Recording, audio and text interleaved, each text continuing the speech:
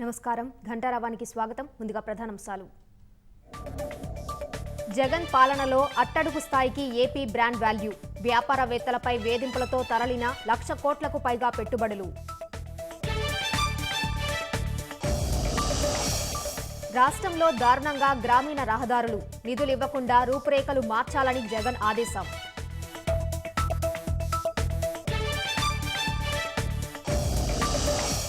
రైతు సంఘాలతో కొలిక్కిరాని కేంద్రం చర్చలు. నేడు గ్రామీణ భారత్ బంద్కు కిసాన్ మోర్చా పిలుపు.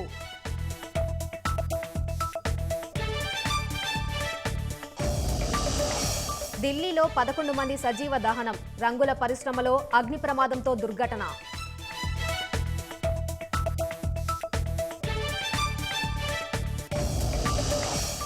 రాష్ట్రంలో ఘనంగా రథసప్తమి వేడుకలు. అరసవల్లి సూర్యదేవుని ఆలయానికి పోటెత్తిన భక్తులు.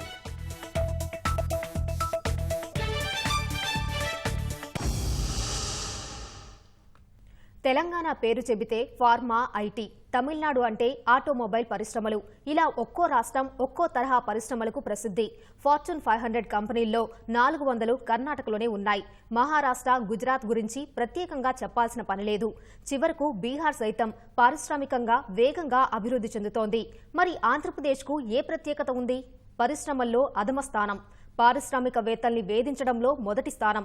ఏపీ గురించి ఇవి తప్ప ప్రత్యేకించి ఏమీ చెప్పుకోలేని పరిస్థితికి జగన్ సర్కార్ దిగజార్చుంది. వైకాపా వేధింపులతో దాదాపు 1,24,000 కోట్ల పెట్టుబడులు ఏపీ నుంచి ఇతర రాష్ట్రాలకు తరలిపోయాయి.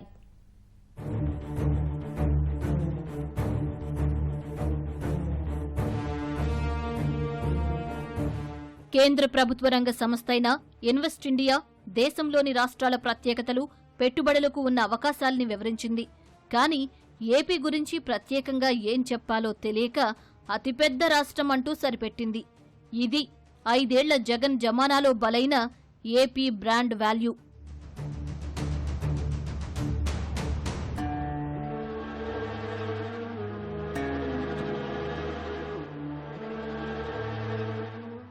ఏదైనా రాష్ట్రానికి పెట్టుబడులు రావాలంటే ఖచ్చితంగా బ్రాండ్ వాల్యూ ఉండాలి. ప్రభుత్వంపై విశ్వసనీయత ఆధారంగా ఆ బ్రాండ్ వాల్యూ పెరుగుతుంది. పారిశ్రామికవేత్తలకు వేధించడమే ఏపీ బ్రాండ్ వాల్యూగా మార్చేసింది జగన్ సర్కారు. వైకాపా అధికారంలోకొచ్చిన వెంటనే విద్యుత్ పీపీఏల సమీక్ష పేరుతో వివాదం రేపింది. గత ప్రభుత్వం వివిధ పరిశ్రమలకు కేటాయించిన స్థలాల్ని పునః సమీక్షిస్తామంటూ కొందరు పారిశ్రామికవేత్తల్ని వేధించింది. ఫలితంగా పెట్టుబడిదారులు సుమారు 1,24,000 కోట్ల విలువైన పెట్టుబడి ప్రతిపాదనలను ఉపసంహరించుకుని రాష్ట్రం నుంచి తరిమేసింది. ఎప్పటికే ఉన్న పరిశ్రమలను తనిఖీల పేరుతో వేధించింది. జగన్ ప్రభుత్వ వేధింపులతో అమర్ రాజా బ్యాటరీ సంస్థ తన 9,500 కోట్ల ప్రతిపాదిత విస్తరణ ప్రాజెక్టుకు తెలంగాణలో టెంకాయ కొట్టేసింది. ఈ 5 ఏళ్లలో రాష్ట్రానికి వచ్చిన పరిశ్రమల కన్నా వెళ్లిపోయిన సంస్థలే ఎక్కువంటే అతిశయోక్తి కాదు.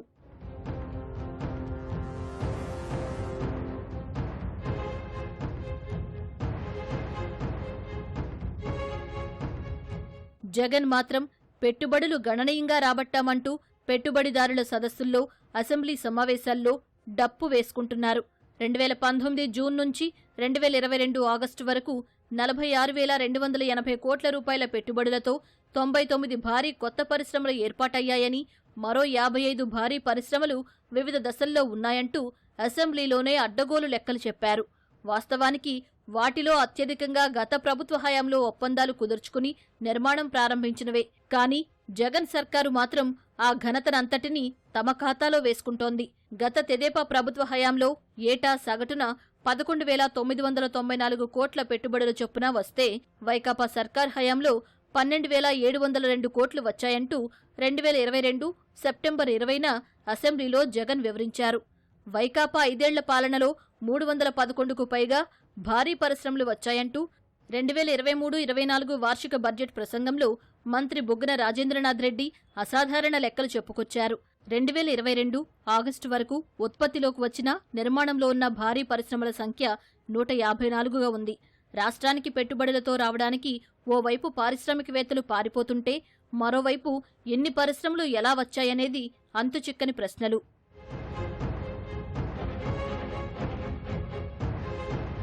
మంత్రి బుగ్గన రాజేంద్రనాథ్ రెడ్డి మరో అడుగు ముందుకేసి చంద్రబాబు హయాంలో దావోస్ నుంచి వచ్చిన పెట్టుబడుల కంటే జగన్ తెచ్చిన పెట్టుబడులే ఎక్కువని అసెంబ్లీ వేదికగా పచ్చి అబద్దాలు వల్లివేశారు.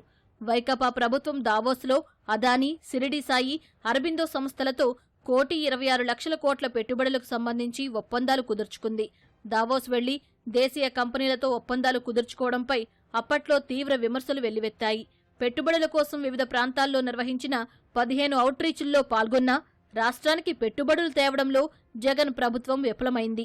కొత్త పెట్టుబడులు తీసుకురావడం అటుంచితే గత ప్రభుత్వ హయాంలో ఒప్పందాలు కుదుర్చుకున్న సంస్థలు కూడా ఈ రివర్స్ గేర్ సర్కారు పుణ్యమా అని ముఖం చాటేశాయి.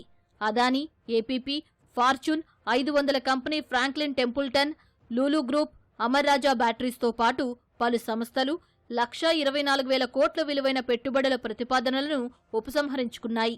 ఇది రాష్ట్రానికి జగన్ సాధించి పెట్టిన బ్రాండ్ వాల్యూ.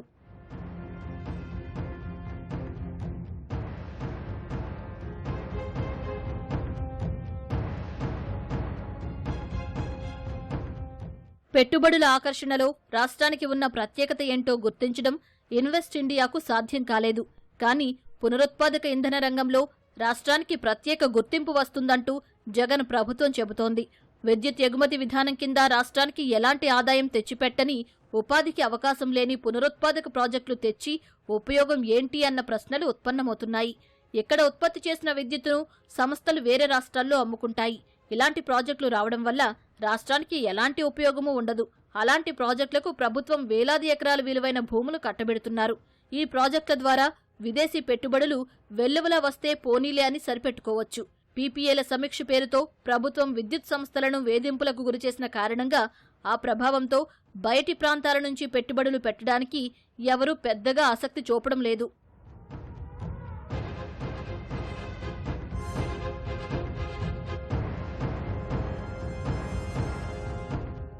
విశాఖలో గత ఏడాది మార్చిలో నిర్వహించిన ప్రపంచ దేశాల పెట్టుబడి సదస్సులో ప్రభుత్వం 13 లక్షల కోట్ల విలువైన పెట్టుబడులకు ఒప్పందాలను కుదుర్చుకున్నట్లు ప్రకటించుకుంది.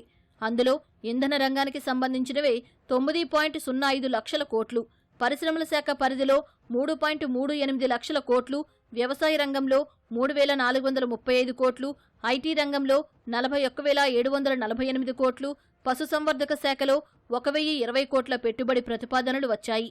కేవలం విద్యుత్ రంగంలో పెట్టుబడులు వచ్చినంత మాత్రాన రాష్ట్రం సమ్మిళిత పారిశ్రామికాభివృద్ధి సాధించడం ఎలా సాధ్యమవుతుంది అనేది సందేహాస్పదం.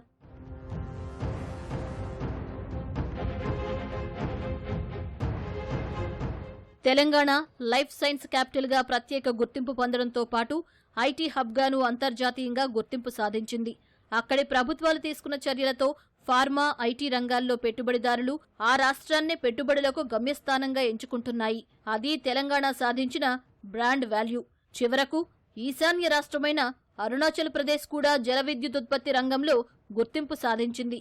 దేశంలో వినియోగించే జల విద్యుత్తులో ఏటా దాదాపు 40% అక్కడే ఉత్పత్తి అవుతోంది. అక్కడి దిబాంగ్లో 2,880 మెగావాట్ల సామర్థ్యంతో అతిపెద్ద జల విద్యుత్ ప్రాజెక్టును నిర్మించాలని కేంద్రం ప్రతిపాదించింది.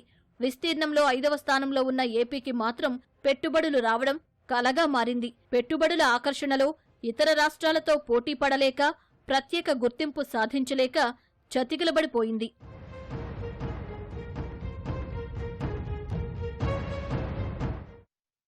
వైకాపా నరకపాలన నుంచి విముక్తి పొందడానికి తిరగబడతారో లేక బానిసలుగా మిలిగిపోతారో ప్రజలే తేల్చుకోవాలని తెలుగుదేశం అధినేత చంద్రబాబు పిలుపునిచ్చారు. ఎన్నికలకు మరో 54 రోజులే సమయం ఉన్నందున తాను, పవన్ కళ్యాణ్ తమ బాధ్యతగా పోరాడతామని, రాష్ట్ర భవిష్యత్తు ఆకాంక్షించే ప్రతి ఒక్కరూ భాగస్వామ్యం కావాలని కోరారు. ప్రజల జీవితాలు చిన్నాభిన్నం చేసిన జగన్కు ఎన్నికల్లో సమాధానం చెప్పి తీరుతామని జనసేన అధినేత పవన్ కళ్యాణ్ తేల్చి చెప్పారు. విజయవాడలో జరిగిన విధ్వంసం పుస్తకావిష్కరణ సభలో చంద్రబాబు, పవన్ కళ్యాణ్లు ఒకే వేదికను పంచుకున్నారు. వైకాపా పాలనలో రాష్ట్రంలో సభలు కూడా నిర్వహించే పరిస్థితి లేదని తెలుగుదేశం అధినేత చంద్రబాబు ధ్వజమెత్తారు. పవన్ కళ్యాణ్ భీమవరం వెళతానంటే హెలికాప్టర్కు అనుమతి ఇవ్వలేదని, తాను పర్చూరులో సభ పెట్టుకుంటే అడ్డంకులు సృష్టిస్తున్నారని మండిపడ్డారు. ఆంధ్రప్రదేశ్ రాజకీయాలపై సీనియర్ జర్నలిస్ట్ ఆలపాటి సురేష్ కుమార్ రాసిన విధ్వంసం పుస్తకాన్ని చంద్రబాబు ఆవిష్కరించి తొలి ప్రతిని పవన్ కళ్యాణ్కు అందజేశారు. వైకాపా ప్రభుత్వం వచ్చాక రాష్ట్రంలో జరిగిన విధ్వంసం సహా మొత్తం 185 అంశాల వివరాలతో ఈ పుస్తకాన్ని రూపొందించారు. 5 ఏళ్ల నరకంపై రాసిన విధ్వంసం పుస్తకంపై వచ్చే 54 రోజులు ఇంటింటా చర్చ జరిగి ప్రజల్లో చైతన్యం తీసుకురావాలని పిలుపునిచ్చారు. 2 లక్షల కోట్ల ఆదాయాన్నిచ్చే ప్రజా రాజధాని అమరావతిని విధ్వంసం చేసి ఇప్పుడు 4వ రాజధాని హైదరాబాద్ అంటున్న వైకాపా నేతలు కొత్త నాటకానికి తెరలేపారన్నారు. జగన్ చుక్క మడతపెట్టి యుద్ధానికి సిద్ధమంటూ సవాల్ విసురుతున్నారని, జనం ఆయన కుర్చీ మడతపెట్టడానికి సిద్ధంగా ఉన్నారని ఎద్దేవా చేశారు. దేశ చరిత్రలో తొలిసారి పాలనపై విధ్వంసం అనే పుస్తకం రావడం 40 సంవత్సరాలుగా మొట్టమొదటిసారిగా నేను చూస్తున్నాను. ఈ 5 ఏళ్లలో రాష్ట్ర భవిష్యత్తు విధ్వంసం అయింది, భావితరాల భవిష్యత్తు విధ్వంసం అయింది. ఈ విషయాన్ని మనందరం గుర్తుపెట్టుకోవాల్సిన అవసరం ఉంది. వచ్చే ఇండస్ట్రీస్ని తరిమేసిన ఏకైక ముఖ్యమంత్రి నా సర్వీసులో 40 సంవత్సరాల్లో మొట్టమొదటిసారి చూశాను. ఈ ముఖ్యమంత్రిని చొక్కా చేతులు మడత పెడతాడంట. నువ్వు మీ వైసీపీ కార్యకర్తలు చొక్కాలు మడత పెడితే మా టీడీపీ కార్యకర్తలు, జన సైనికులు, ప్రజలు కుర్చీలు మడత పెడతారు. అందరూ కుర్చీలు మడత పెడితే ఏమవుతుందో తెలుసా? జగన్ రెడ్డి నీ కుర్చీ లేకుండా పోతుంది. కబద్దార్, జాగ్రత్తగా ఉండమని మరొక్కసారి ఈ సభ ద్వారా హెచ్చరిస్తున్నా. ప్రజాస్వామ్య విలువల్ని తాకట్టు పెట్టి విధ్వంసంతోనే వైకాపా పాలన ప్రారంభమైందని జనసేనాని పవన్ కళ్యాణ్ విమర్శించారు. కూల్చివేతలతో మొదలైన ప్రభుత్వం కూలక తప్పదని హెచ్చరించారు. పాలకులు ఎలా ఉండకూడదో చెప్పేందుకు విధ్వంసం పుస్తకం ఓ నమూనా అన్నారు. ఈ పుస్తకంలో పేర్కొన్న పలు సంఘటనల్లో నేను కూడా సాక్షిగా ఉన్నాను. నేను కూడా ప్రత్యక్షంగా అనుభవించిన వాడిని, కొన్ని పరోక్షంగా చూసిన వాడిని. విధ్వంసంతో మొదలైంది ప్రభుత్వం, కూల్చివేతలతో మొదలైంది ప్రభుత్వం, ప్రజాస్వామ్య విలువల్ని తాకట్టు పెట్టింది ప్రభుత్వం. కూల్చివేతలతో మొదలైన ప్రభుత్వం కూలిపోద్ది. వైసీపీ వ్యతిరేక ఓటుని చీలనివ్వను అన్న ఒక్క వాక్యానికి ఎందుకు ఆ మాట అన్నాను అనడానికి ఈ పుస్తకమే నిదర్శనం. అమరావతి రైతుల మీద దాడి జరిగినప్పుడు నాకు ఒక్కొక్కళ్ళు ನಮ್ಮ జనసేన పార్టీ ఆఫీస్కి వచ్చి వాళ్ళ దెబ్బలు చూపిస్తా ఉంటే గుండె కరిగిపోయింది, గుండె చెదిరిపోయింది ఆ బాధకి. ఆడపడుచుల మీద ఎన్ని రకాలుగా అగాయిత్యాలు చేసి పోలీసులు హై హ్యాండెడ్ బిహేవియర్ చాలా చాలా బాధ కలిగించింది. 2019 నుంచి ఈ రోజు దాకా ఒక సుదీర్ఘమైన కాలం అది. అసలు కాలం తెములుద్దా అనిపించేది. వీరి దాష్టీకానికి అసలు మనం తట్టుకోగలమా అనిపించేది. ఇలాంటి ప్రతి చోట ప్రతి ఒక్కరూ అనుభవించిన బాధని ఈయన ఇన్ని 700 పేజీలు పైచిలుకున్న ఈ పుస్తకంలో ప్రతి సంఘటనని చాలా అందంగా దీన్ని తీసుకొచ్చారు, ఉదహరించారు.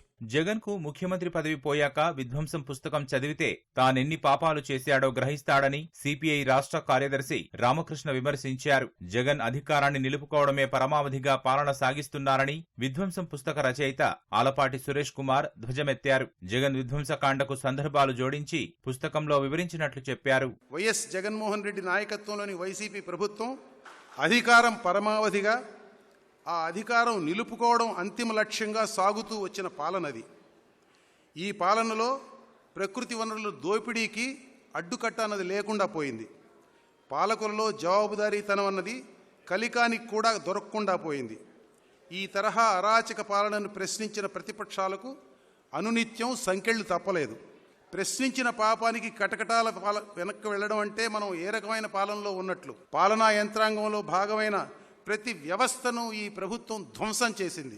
హద్దులెరుగని ఈ విధ్వంసంలో రాజ్యాంగం ప్రసాదించిన ప్రజల హక్కులకు దిక్కు లేకుండా పోయింది. ఈ విధ్వంసకాండను నేను నా దృక్కోణం నుంచి ఈ కాగితంపై పెట్టాను.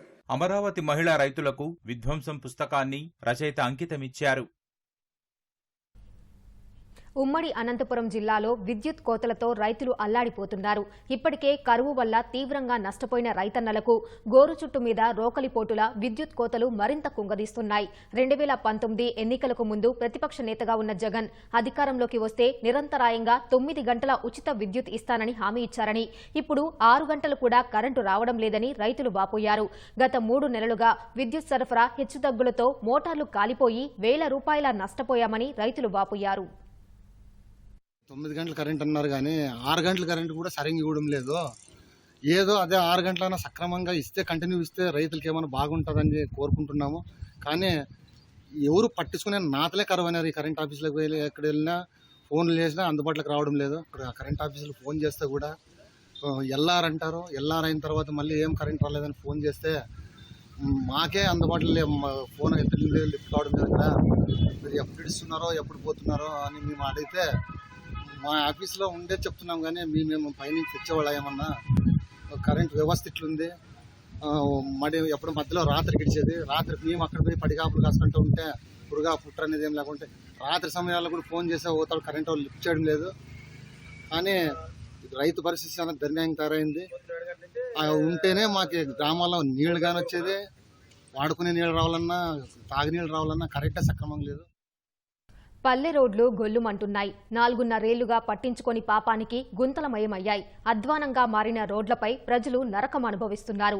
తెదేపా ప్రభుత్వం రోడ్లు బాగు చేసేందుకు రూపొందించిన ప్రణాళికలను అటకెక్కించి మాయమాటలతో పొద్దుబుచ్చుతోంది. బటన్ నొక్కడమే సర్వరోగ నివారణి అన్నట్లుగా మాట్లాడే జగన్ రోడ్లు బాగు చేసే బటన్ మర్చిపోయారా అని ప్రజలు ప్రశ్నిస్తున్నారు. అక్టోబర్లో వర్షాలు ముగియగానే రహదారుల పనులు ప్రారంభించి వర్షాకాలం వచ్చేలోగా పనులు పూర్తి చేయాలని 2021 సెప్టెంబర్ 6న పంచాయతీరాజ్, గ్రామీణాభివృద్ధి శాఖలపై సమీక్షలో సీఎం జగన్ అధికారుల్ని ఆదేశించారు. ఎన్నో వానాకాలాలు గడిచినా రోడ్లు బాగుపడలేదు. సీఎం ఆదేశాలు కాగితాలకే పరిమితమయ్యాయే గాని మరమ్మతులకు దారి చూపలేకపోయాయి. గ్రామీణ ప్రాంతాల్లో మౌలిక సదుపాయాల కల్పనకు మార్కెటింగ్ శాఖ తరపున నాబార్డు నుంచి రుణం తీసుకుని 9,122 కిలోమీటర్ల మేర రహదారుల్లో గుంతలు పూడ్చాలని, బాగా దెబ్బతిన్న రోడ్లను అభివృద్ధి చేయాలని నిర్ణయించారు. జిల్లాల నుంచి వివరాలు తెప్పించిన ప్రభుత్వం పనులు చేపట్టేందుకు పరిపాలన అనుమతులు ఇచ్చింది. కానీ చాలా జిల్లాల్లో పనులు టెండర్ల దశ దాటలేదు. టెండర్ల ప్రక్రియ పూర్తయిన చోట బిల్లులు సకాలంలో చెల్లిస్తారో లేదో అనే అనుమానంతో ఎవరూ ముందుకు రావడం లేదు. ఫలితంగా పల్లెదారులు దారుణంగా మారాయి. ఎన్టీఆర్ జిల్లా ఏకొండూరు, విస్సన్నపేట మార్గం మధ్యలోని రేపూడి తండా రోడ్డు ఇందుకు ఓ ఉదాహరణ.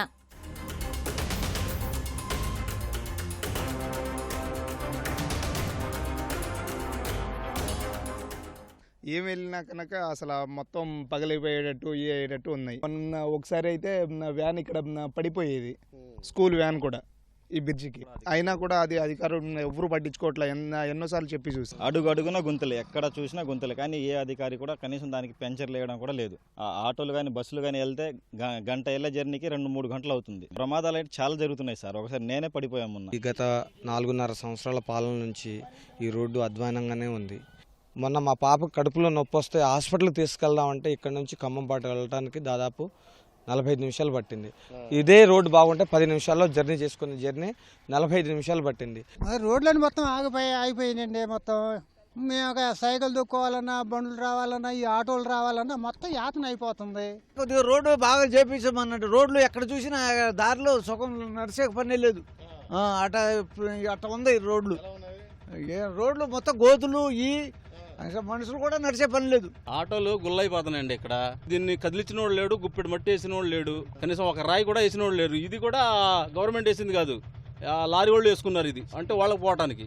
వాళ్ళు లేకపోతే గవర్నమెంట్ అసలు లేదా? గవర్నమెంట్ ఉందా లేదా? ఉంది కదా, మరి ఏం చేస్తుంది? ఇది ఒకటే కాదు, ఆంధ్రప్రదేశ్ అన్ని రోడ్లు అట్టే ఉన్నాయి. ఈ ప్రభుత్వం వచ్చిన కాడి నుంచి ఈ రోడ్డు దారుణంగా అయిపోయిందండి. మాకు ఈ రోడ్డు బాగా చేపించేవాళ్ళు ఎవరు లేరు.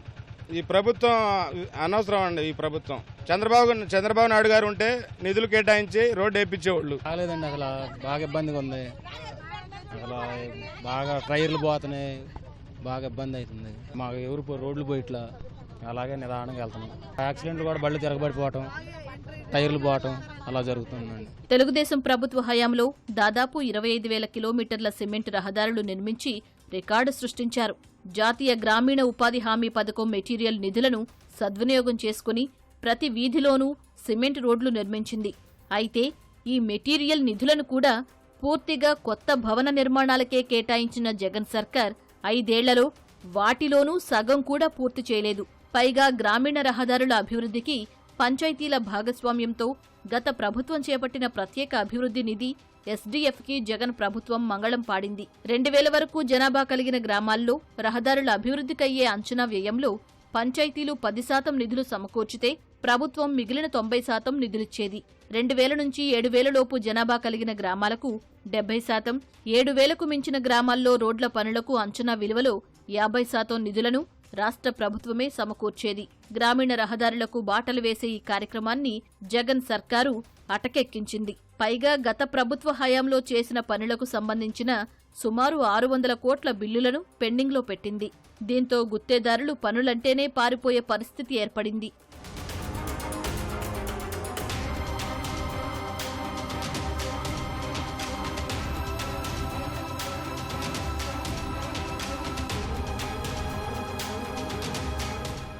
గత ప్రభుత్వం 4,944 కోట్ల ఏషియన్ ఇన్ఫ్రాస్ట్రక్చర్స్ ఇన్వెస్ట్మెంట్ బ్యాంక్ సాయంతో చేపట్టిన గ్రామీణ రహదారుల అభివృద్ధి నిర్వహణలోనూ జగన్ ప్రభుత్వం నిర్లక్ష్యంగా వ్యవహరించింది.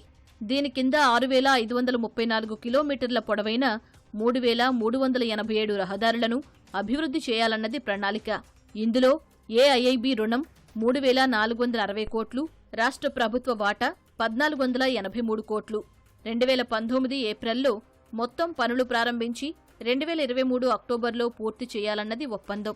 అయితే ఇప్పటివరకు దాదాపు 1,650 కోట్ల రూపాయల విలువైన పనులే పూర్తయ్యాయి. తాజాగా పనుల పూర్తి గడువును ఏఐఐబి పెంచింది. రాష్ట్ర ప్రభుత్వం వాటా నిధుల విడుదలలో జాప్యంతో చాలా చోట్ల పనులు నిలిచిపోయాయి. 2018లో చేపట్టిన పనుల బిల్లులను పెండింగ్లో పెట్టింది.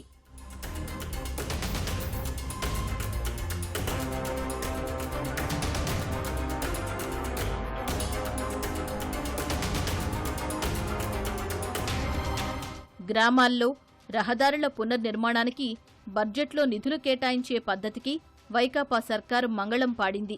ప్రభుత్వం ఏర్పడిన నాటి నుంచి ఈ హెడ్ కింద నిధులివ్వడం లేదు. పంచాయతీరాజ్ గ్రామీణ రహదారుల పనులకు నిధుల కేటాయింపునకు ప్రభుత్వం మొండిచేయి చూపుతోంది. గ్రామీణ రహదారుల అభివృద్ధి నిర్వహణపై 4.5 పాటు అలవిమాలిన నిర్లక్ష్యం ప్రదర్శించిన ప్రభుత్వం ఇటీవల మండలానికి 60 లక్షల చొప్పున ఉపాధి హామీ పథకం మెటీరియల్ నిధులు ఇస్తున్నట్లు ప్రకటించింది. వివిధ జిల్లాల నుంచి గతంలో వెళ్లిన ప్రతిపాదనలు కూడా పరిపాలనా అనుమతులిచ్చింది. అయితే పనులు చేసేందుకు అత్యధిక జిల్లాల్లో పంచాయతీలు ఆసక్తి చూపడం లేదు. అసలే ఎన్నికల సమయమని, పనులు చేసిన తర్వాత నిధులు రాకపోతే అప్పుల్లో కూరుకుపోతామన్న భావనతో చాలామంది సర్పంచులు వీటిని చేయడానికి ముందుకు రావడం లేదు. ఢిల్లీ అలీపూర్లో ఓ రంగుల పరిశ్రమలో జరిగిన అగ్ని ప్రమాదంలో మృతుల సంఖ్య 11కు పెరిగింది. మరో 4 గాయపడ్డారు. క్షతగాత్రుల్లో ఒక కానిస్టేబుల్ ఉన్నట్లు అధికారులు తెలిపారు. 22 అగ్నిమాపక యంత్రాలతో మంటలను అదుపులోకి తెచ్చినట్లు వెల్లడించారు. పరిశ్రమలో మొదట పేలుడు సంభవించిందని పోలీసులు చెప్పారు. అనంతరం మంటలు చెలరేగాయని వివరించారు. పేలుడు కారణంగా సమీపంలోని ఇల్లు, దుకాణాలకు సైతం మంటలు వ్యాపించాయని పేర్కొన్నారు. మరికొందరి ఆచూకీ లభించలేదని, సహాయక చర్యలు కొనసాగుతున్నాయని తెలిపారు.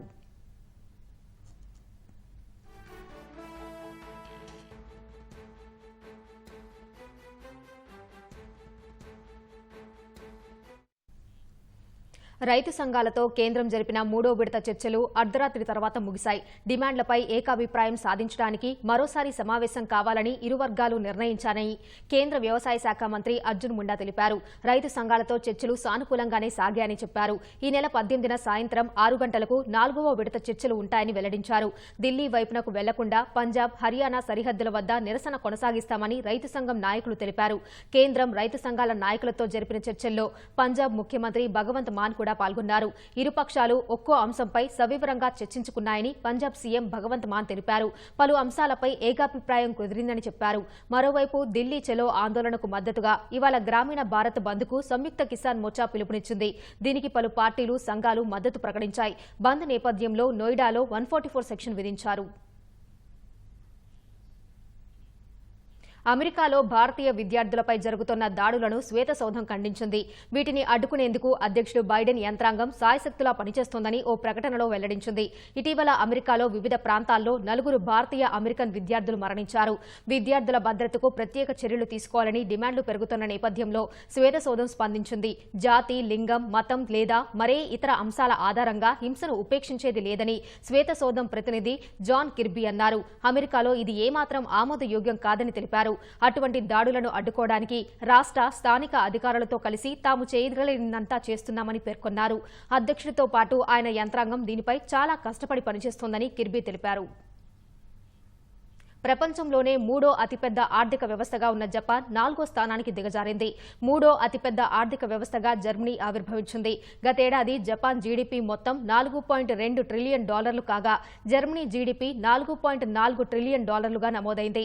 ఈ మేరకు ప్రభుత్వం గణాంకాలు విడుదల చేసింది. జపాన్ ఆర్థిక వ్యవస్థ క్రమంగా పోటీతత్వాన్ని, ఉత్పాదకతను కోల్పోతున్న విషయాన్ని గణాంకాలు చాటాయి. జపాన్లో జనాభా తగ్గిపోతున్నట్లు విశ్లేషకులు అంచనా వేశారు. 2010లో చైనా ఆర్థిక వ్యవస్థ వృద్ధి చెందడం అమెరికా తర్వాత 2వ అతిపెద్ద ఆర్థిక వ్యవస్థగా ఉన్న జపాన్ 3వ అతిపెద్ద ఆర్థిక వ్యవస్థకు పడిపోయింది. జపాన్ 4వ స్థానానికి పడిపోయింది.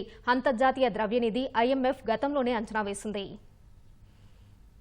శ్రీకాకుళం జిల్లా అరసవల్లి సూర్యనారాయణ స్వామి దేవాలయంలో రథసప్తమి వేడుకలు అంగరంగ వైభవంగా జరుగుతున్నాయి. తెల్లవారుజాము నుంచే భక్తులు స్వామివారి దర్శనానికి పోటెత్తారు. పుష్పాలంకరణ భక్తులను ఆకట్టుకుంటోంది. పలువురు ప్రముఖులు స్వామివారిని దర్శించుకున్నారు. విశాఖ శారదాపీఠం ఉత్తరాధికారి స్వాత్మా నందేంద్ర సరస్వతి తొలి పూజా కార్యక్రమంలో పాల్గొన్నారు. అనంతరం స్వామివారి మూల విరాట్కు మహాక్షీరాభిషేకం నిర్వహించారు. సాయంత్రం 4 గంటల వరకు సూర్యనారాయణ స్వామివారు నిజరూపంలో భక్తులకు దర్శనమివ్వనున్నారు. ఈ ఆలయం మా శ్రీకాకుళం జిల్లాలో ఉండడం నిజంగా మేము అందరం కూడా చేసుకున్న అదృష్టంగా భావిస్తాం. కేవలం మన జిల్లా, మన రాష్ట్రం నుంచే కాదు, ఇతర రాష్ట్రాల నుంచి, ఇతర దేశాల నుంచి కూడా ఈ రోజు ఈ ఆలయంకి విచ్చేసి రథసప్తమి నాడు ప్రత్యేకంగా సూర్య భగవానుడి తాలూకు ఆశీస్సులు పొందడం అనేది ఆనవాయితీగా మనం ప్రతి సంవత్సరం కూడా చూస్తూ వస్తున్నాం. ఎవ్వరికి కూడా, ఏ భక్తులకి కూడా ఎటువంటి ఇబ్బందులు లేకుండా ఈ రోజు అన్ని సౌకర్యాలతో ఈ కార్యక్రమాన్ని ముందు కొనసాగించవలసిందిగా ఆమెకు కూడా సూచిస్తున్నాం. మా వంతు కూడా సహకారం అందిస్తాం. ఇట్లాంటి సూర్యనారాయణ స్వామివారి ఈ అభిషేక కార్యక్రమం ఇప్పుడు నమక చమక పురుషుక్త శ్రీసూక్తాలతోని, వివిధ నదీ జలాలతోని, వివిధ పుష్పాలతోని స్వామివారికి అభిషేకం జరుగుతున్నది. ఎందుకంటే సూర్యనారాయణ స్వామి వీటన్నిటికీ కారణభూతుడు. వీటందరికీ పుట్టడానికి పళ్ళు, అట్లాగే నీరు ఇవన్నీ ఉండడానికి కారణం ఆయనే. ఆయన ఎండాకాలంలో ఆ నీరుని తెప్పిస్తాడు, వర్షాకాలంలో పడిస్తాడు, మళ్ళీ ఎండాకాలంలో తీసుకుపోతుంటాడు. తర్వాత స్వామివారికి నిజరూప దర్శనం ఉంటుంది. అత్యంత వైభవమైన శాలిగ్రామశిలతో మలచబడిన సూర్యనారాయణ స్వామి విగ్రహం స్థానభంగిమలో నిల్చున్న శ్రీ సూర్యనారాయణ స్వామి వారిని అత్యంత అద్భుతమైన శిలను చూడడానికి భక్తులందరూ కూడా తండోపతండాలుగా వచ్చి స్వామివారి దర్శనం చేసుకుంటుంటారు. తిరుమలలో రథసప్తమి వేడుకలు ఘనంగా జరుగుతున్నాయి. భారీ సంఖ్యలో భక్తులు స్వామివారి దర్శనానికి తరలివచ్చారు. సప్త వాహనాల్లో మలయప్ప స్వామి భక్తులకు దర్శనమిస్తున్నారు. వాహన సేవలను గ్యాలరీ నుంచి భక్తులు వీక్షించేందుకు అధికారులు భారీ ఏర్పాట్లు చేశారు. రథసప్తమి సందర్భంగా వీఐపీ బ్రేక్ దర్శనాలను, ఆర్జిత సేవలను రద్దు చేసినట్లు తిరుమల తిరుపతి దేవస్థానం ప్రకటించింది. రాత్రి 8 గంటలకు చంద్రప్రభ వాహన సేవతో ఉత్సవాలు ముగుస్తాయని ఆలయ అధికారులు వెల్లడించారు.